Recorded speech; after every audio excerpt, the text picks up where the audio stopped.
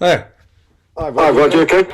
I'm all right, thank you. Yeah, sorry, I'm a bit against a bit of a bright background there, aren't I?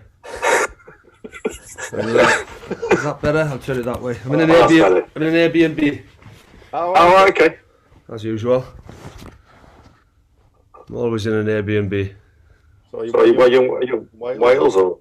No, I'm in not far from Birmingham. Okay. Okay. I was in Birmingham Symphony Hall for my fourth and final night on Saturday, and then I'm in the Isle of Man on Tuesday. But the best flights to the Isle of Man are from Birmingham, so I thought I might as well just stay here. So I'm staying in an Airbnb for 3 days, just knocking about, just pottering really. No, that's nice.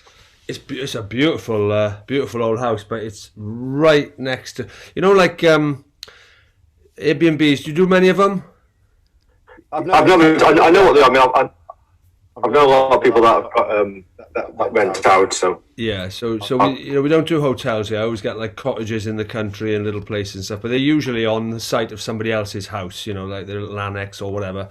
But it's a bit like estate agents where they never tell you about the negative stuff. So with this one, it's absolutely lovely old cottage and things, but it is 50 meters from the M40, so you might as well be in a services.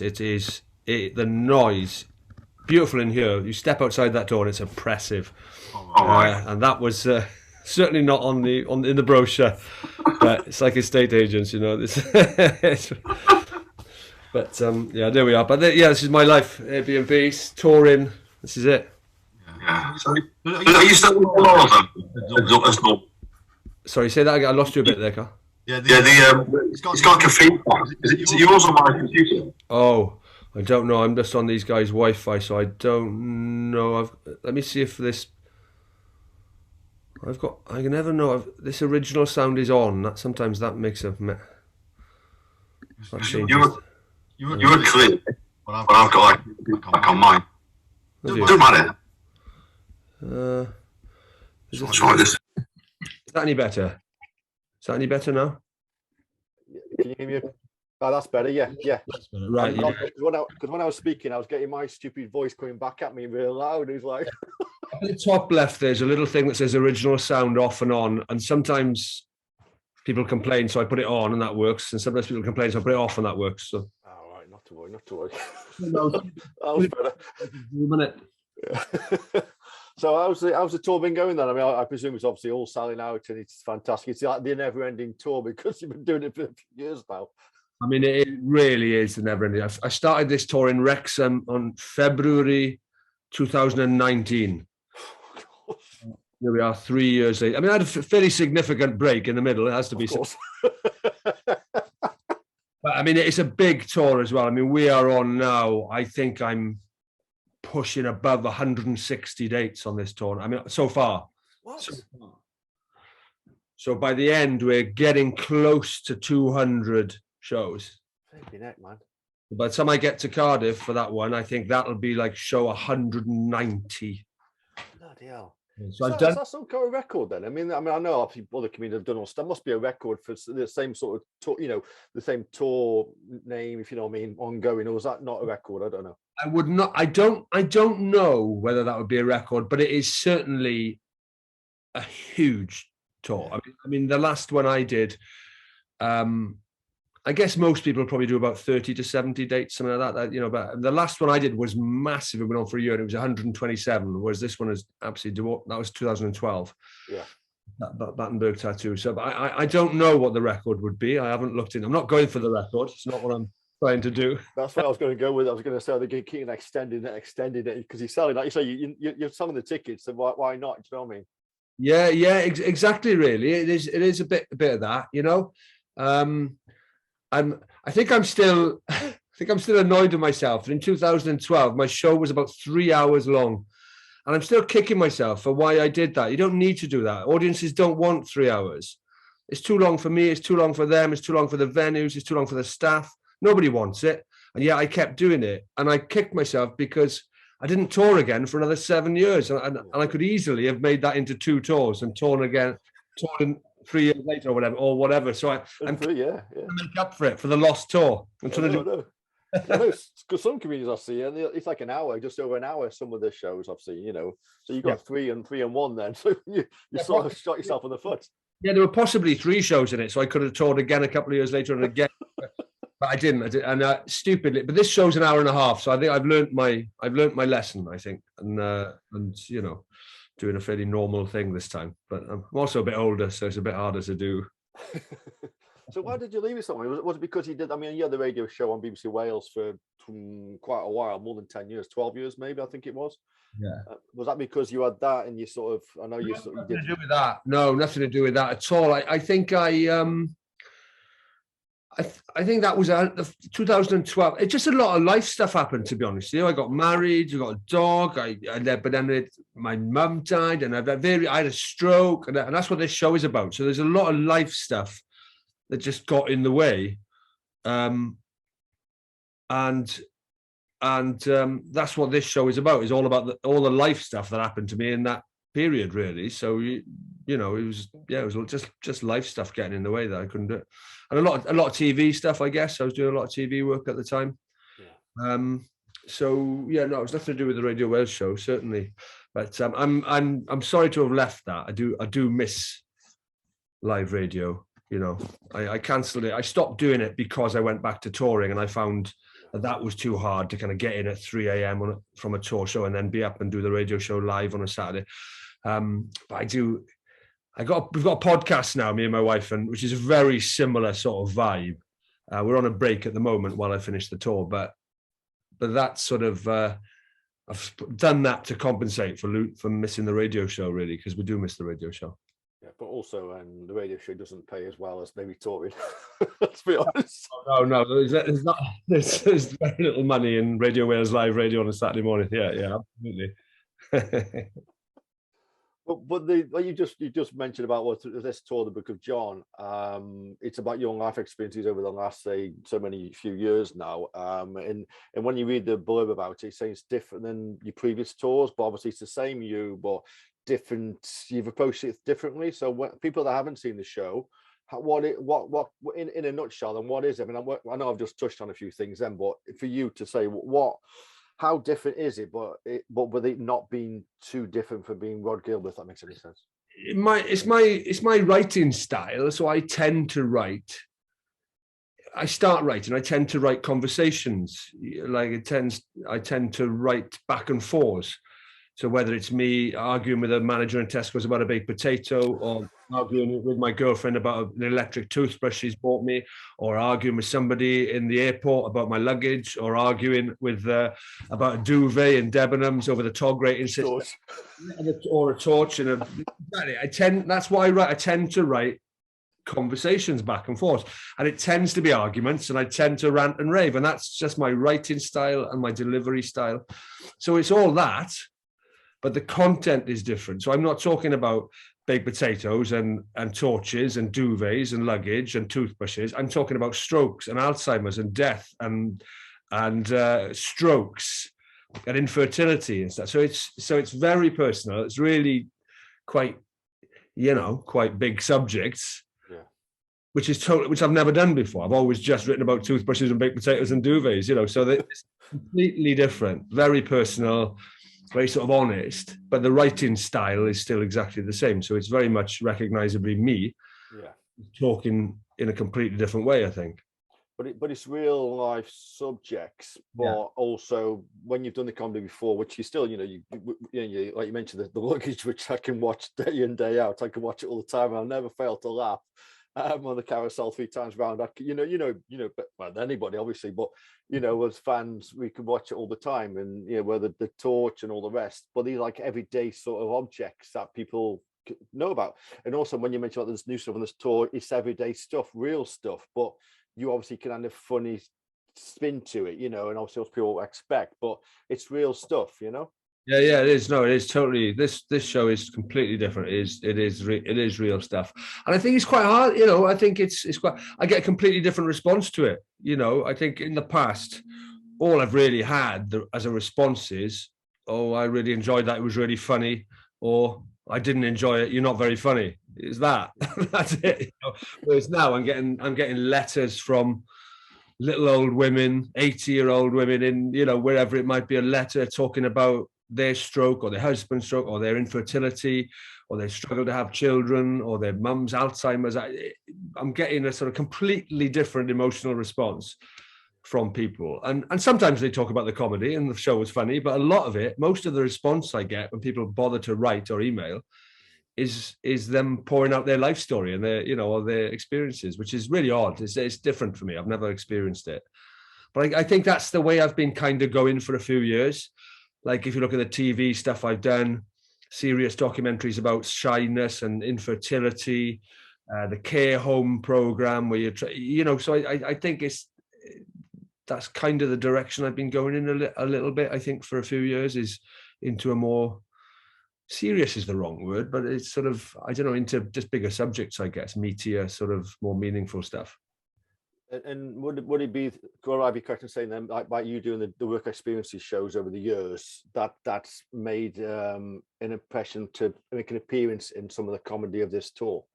No, it hasn't actually. There's nothing directly related to work experience. No, the only thing I've ever sort of migrated from the work experience into my stand-up was the Battenberg tattoo, really, which happened on a work experience program, but then ended up as a tour show. Yeah. No, nothing. No, there isn't anything. So I don't talk about being a carer. There's nothing like that in this show. Maybe I will one day, but no, I've sort of keep the two separate, really. But definitely just in terms of what I want to do as a person, as a comic and stuff, the stuff I want to talk about, and I don't know, the things I've got to say, you know, it's partly the way the world's going as well, you know, watching the way the world is going and trying to have something to say about that. So I guess you know, in my eyes, the world is in many ways getting worryingly, getting pretty worrying. And I suppose I'm trying to not do something about that. Sounds too grand and pompous, but just trying to say something about that, I guess. And it's like you say, it's how life is these days, and it's like, what a time to be alive. Yeah. Well, that was what I'm saying on stage at the moment. What a time to be alive! And do we need to talk about this? Where do we start? You know, where do you start? It is, what a time to be alive. I think we just got to try and hang on to the positive stuff. There is positive stuff happening as well. Yeah, but it's also there's a need so much now for a comedian to make us laugh, you know, and that's what we all need, isn't it? After basically the last 2.5 years, I don't know why it's gone. It's 2 years, but you know, it feels like longer than that, you know. Yeah, it does. It does feel longer than that. Yeah, it's been. It feels like we've been buffeted on a lot of wins for quite a few years. But I mean, that's one of the first things I do on stage. I sort of list the endless stream of shit of stuff that's been coming our way and say, do we need to talk about this? And I usually do it. Give us a cheer if you want to talk about it. And it's like silence. one clown will go, yeah. And then if you don't want to talk about it, and you've got 2,000 people just roar the whole thing. It's clear that people want to, when they're coming out now, are definitely looking for a bit of escapism, you know, just to try and forget about things for a few hours. Because as soon as you leave the theatre again, it all comes back. Exactly.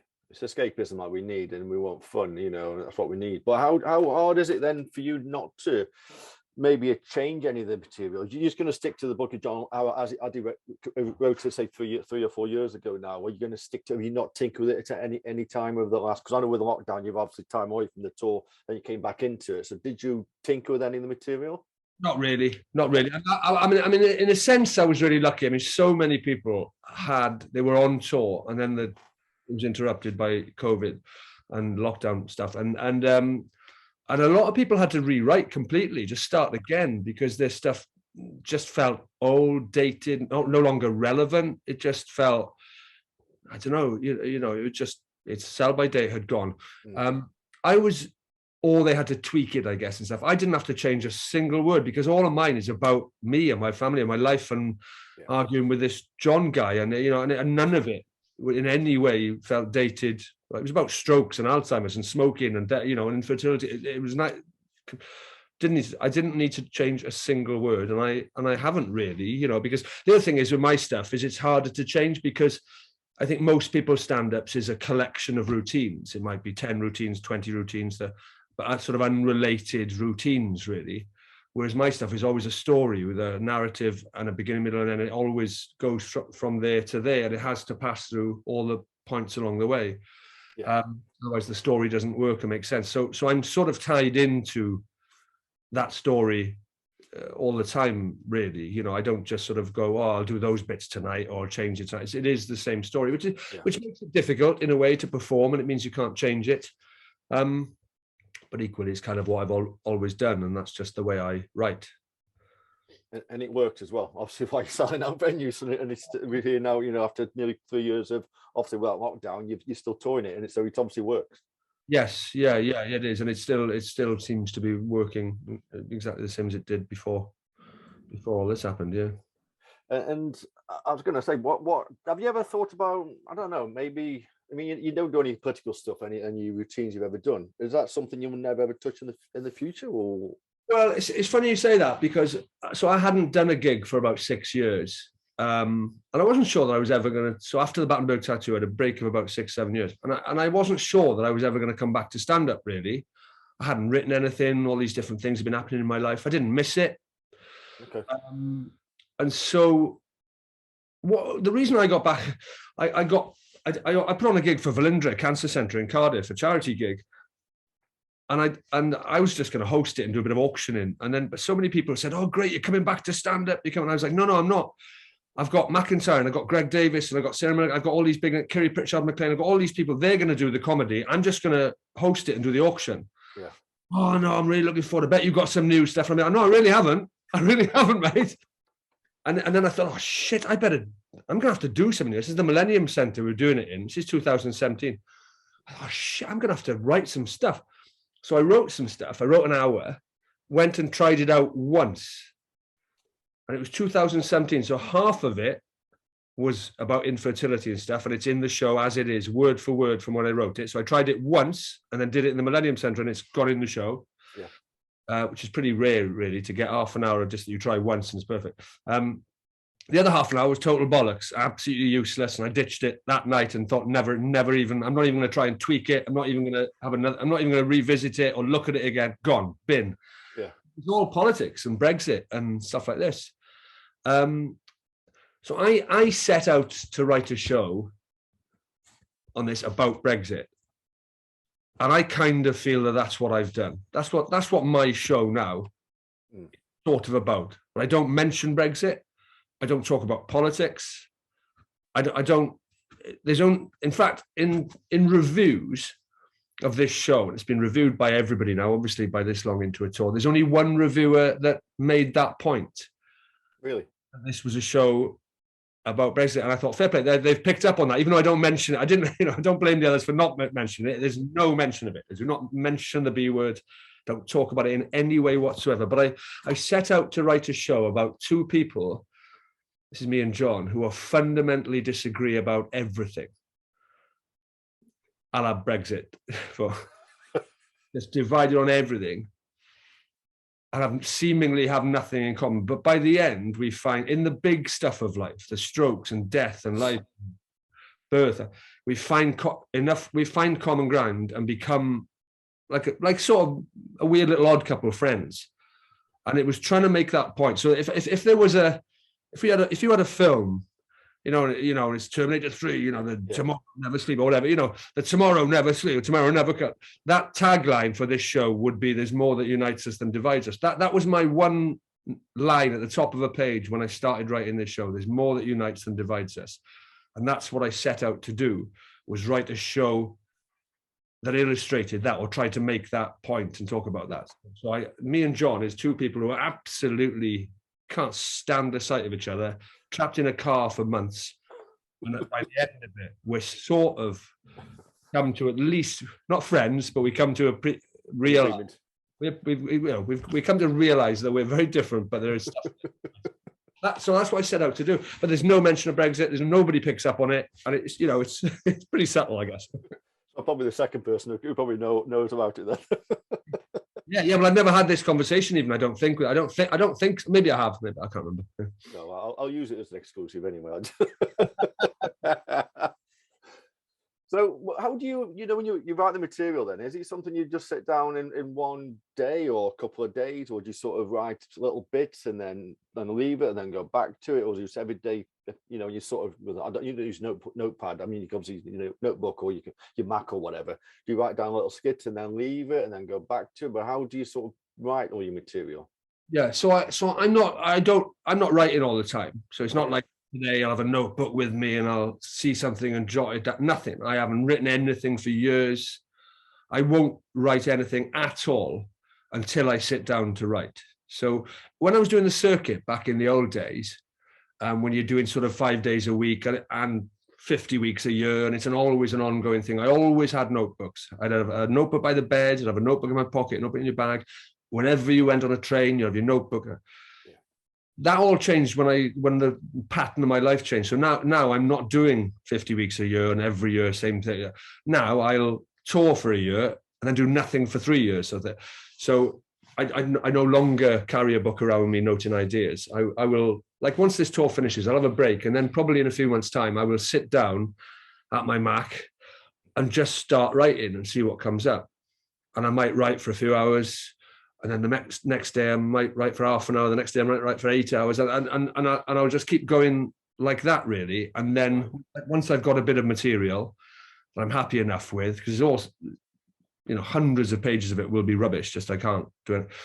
But once I've got enough I'm happy with, I'll go out and I'll start. I don't do what a lot of people do, which is they'll go to a little club and do 10 minutes or 5 minutes and come on and do 5 minutes. And I won't do that. I'll just book a small pub gig. Yeah. And do an hour or an hour and a half of all new, completely new stuff, which is what I did a few years ago, and then threw out half of it and kept half of it. But from that first hour, then I'd expect to keep maybe 5 minutes or 5 or 10 minutes, or have something to work with and bin the rest. And then a week later, I'll do the same, go out again, and then I'll just keep some by day writing a bit, working on it, and then I'll try it again, and I'll probably do about 30 shows like that over a few months period. Probably over a 6 month period, maybe, of writing. And then hopefully by the end of that, I'll ring my agent and I'll go, book a tour. Let's do it. Let's do it. I'm not one of these people. So, but by that point, by the time I ring her and say, book a tour, it's there. You know, I have got an hour that I am really happy with, and it is motoring. It's flying. You know, I am not one of these people who rings up and goes, book a tour, and now I've got to panic and start writing and thinking about, I can't do that. I cannot do that. Oh, right, okay. So it's all done and dusted, and then you're ready. You know what I mean? You don't want to faff about after and stress and all that shit. Loads of people do. Loads of people book the tour, get a title, and then they go, right, shit, now I've got to write a show. And that's the way that they motivate themselves, I guess. But that would paralyze me. The panic would be completely... And I guess that's why, well, not all, but quite a few of these maybe tours that happen are maybe not as good as, you know, don't turn out to be that good. Whereas for you, you've got the finished product, you know it's good, you've tried and tested it, you've let other people read it or whatever, you know, perform it to your missus or whatever. Do you know what I mean?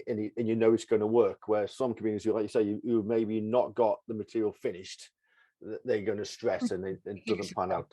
What motivates you, I think, isn't it? Some people are motivated by a deadline and panic and give themselves a deadline, and that's the only way that they can motivate themselves to get off their ass and write it. Whereas no, I'm not like that at all. I will only book the tour once I know I'm absolutely rock solid that I've, you know, I wouldn't even think, oh, I've got 3/4 of it, let's book it. I wouldn't even do that. I wouldn't even take a chance on that last quarter in case I couldn't do it, you know. So it's, my agent finds it very frustrating.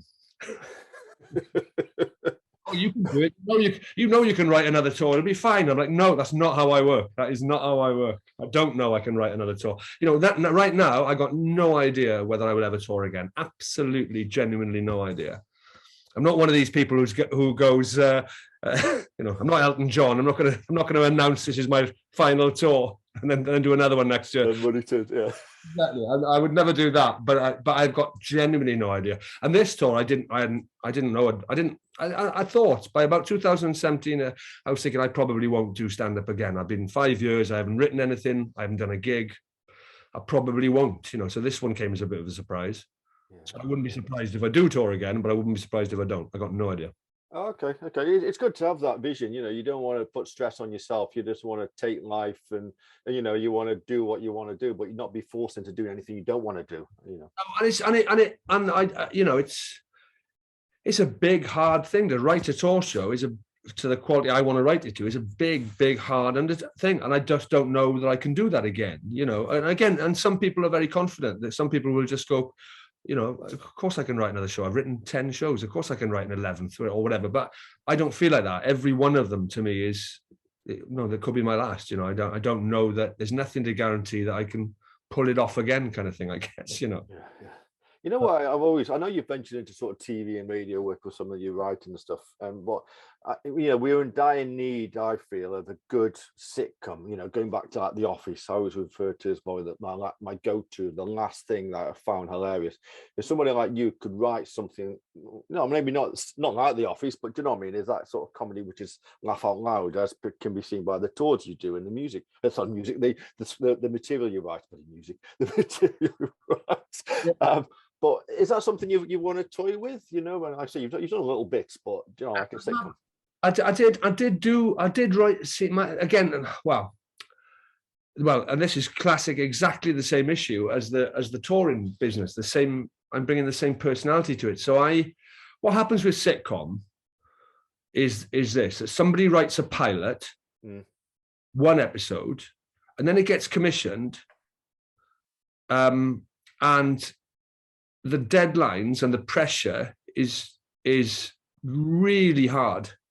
And I don't know anybody who's written a sitcom that didn't find it brutal, absolutely brutal. So it's pushed them to the brink, and I mean really to the brink of them cracking and falling apart and not being able to do it. And that's true of everybody I've ever known. And I don't want that. I don't like stress. Okay. And from what I've just said in my touring, I don't like the pressure. So I wrote a sitcom pilot, but then I thought, oh my God, what if I show this to somebody and they commission a series, and then suddenly now I've got deadlines, I've got them breathing down my neck, going, where's the next episode? Where's the next? I thought I don't like that stress. I don't operate well with it. And so I went, well, I'm not going to show it to anybody then. So I'll just keep writing. So I wrote a whole series, or all, not completely finished it, but virtually 6 episodes. Yeah. And then I took it to BBC and I sort of did a little run through in London, and some BBC people came, stuff like that, and they said, oh, we're not sure it's for us, kind of thing. I was not sure. Anyway, and then I started, and then I forgot about it. I just started writing stand-up again. So I haven't shown it to anybody else. I haven't taken it anywhere else. But I've got a whole series. Wow. Nothing like, which is nobody does it that way. The only kind of people who do it that way are people like me, I guess, if there is anybody else out there who is terrified of a deadline where I'd much rather work to my own speed, at my own rate, without anybody breathing down my neck, and I can just write it and enjoy it, and then go, here, do you want this? And if they say no, well, all right, I've just wasted 3 years of my life, but that's fine. I haven't been stressed. I don't like stress. I can't do stress. Ironically, from my stand-up, you'd think I love stress, but no, I can't do it. But so that's why I did that. But and then I just forgotten about it and got back into stand-up. I've literally just stuck it in the drawer and go, well, I'll do stand-up again. And it doesn't bother me that was never made. I enjoyed writing it. But it's nothing like The Office, I have to say. More like, it's closer to like Father Ted or something. Okay. That's still one of the best shows ever. So you can't be that bad. I'm not saying this is good as. I don't mean this as good as Father Ted. I just mean in style of comedy. It is nothing like The Office is a work of genius. As is Father Ted. Mine's definitely not. But in style, it is closer to that silly, surreal world of Father Ted than the sort of very real. The way The Office is sort of done. It's much more in the sort of silly, surreal vein. It's a little imaginary world in Wales, and but it might never see the light of day now. I don't know if I'll ever revisit it or dig it out and have a go at it. I don't care. Yeah, I'm glad I asked the question, because it's like what you were saying about 5 minutes ago about when you wrote the tour, then you don't announce your tour or ask the tour be booked without having the finished product, and you've just sort of not just written the bloody pilot, you've written the whole series, so you could just sort of sell it and just forget about it. I don't know, but it may see the light of day. Don't undersell yourself. You obviously a brilliant comedy writer, for the tours and stuff, so don't undersell yourself. Yeah, well, I don't know. I wrote the sitcom. I got my after I did the first episode. I got my wife involved then, and we wrote it together because she's got more experience in writing sitcom than I have. And we really enjoyed it, and we really liked it. So I don't mind if it was just a bit of fun for us for a few years to do it. We put a huge amount of work into it. It's partly why I didn't do stand up again. But yeah, whether anything will come of it, I don't know. But what definitely won't come of it is a load of stress of somebody going, "Where's the second episode? Where's the third one? You've got 2 weeks." And I can't work like that. You know, I would rather do it all, stick it in a drawer, and never do anything with it.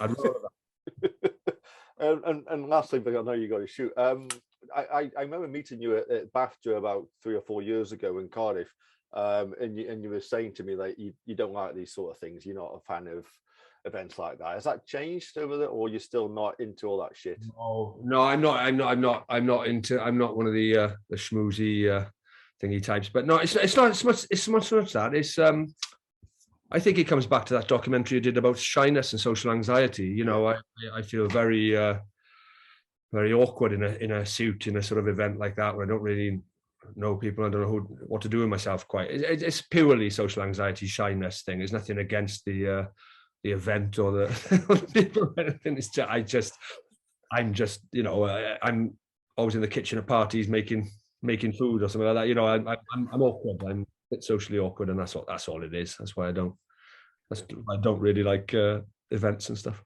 I think when I was speaking to you, I think I had more F words than I ever had from anybody. You're like, "What the fucking don't know me?" And they're just my agents told me to come or whatever. F, and I don't. It's like hilarious.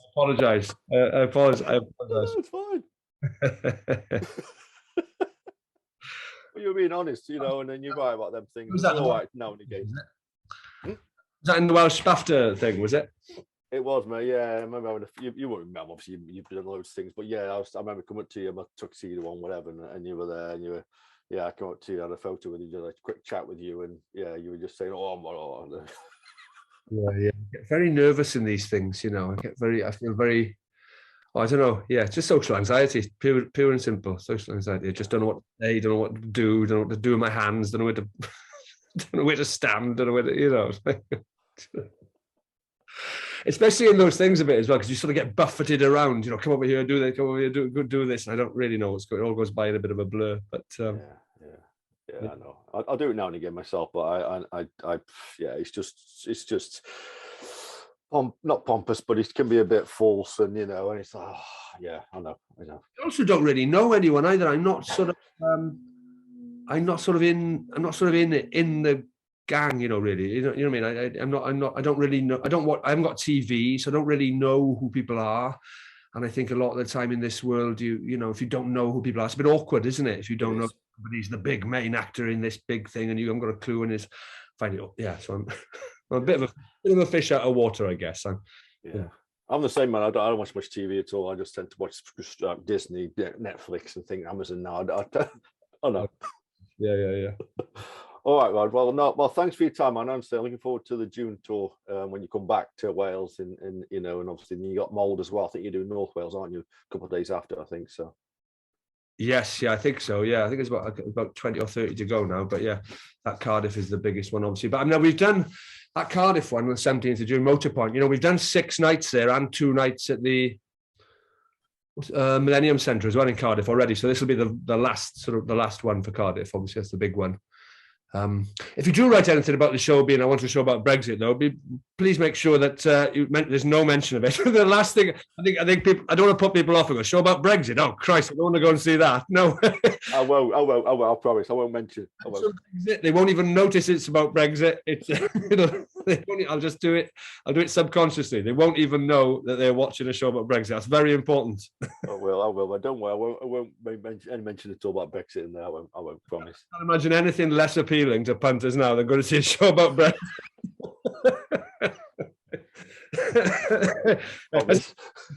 He asked me, has the show dated at all? No, not at all.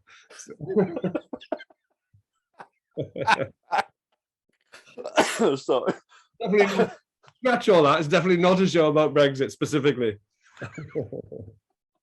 No, I'll promise. All right, Rod. Well, you enjoy staying in your next to the M40, whatever it is. So yeah, I will. Isle of Man next. Very exciting. It's nice. I've not been there for donkey's years, but I remember when I went as a kid. I've always enjoyed that place. So it's a really nice place. So. But it's one of those places where, you know, it'll be lively, it'll be fun. It's got its own unique atmosphere. It'll be fun. Yeah, no, I'm sure you'll enjoy yourself as well. Then at least I hope the weather's nice for you when you're there as well. So nice one. Okay. All right, Rod, nice one. I'll see you speak to you again at some point. All right, you take care. Nice to speak to you, mate. Cheers now. Thanks, man. Cheers, mate. Thanks. Bye. Bye bye.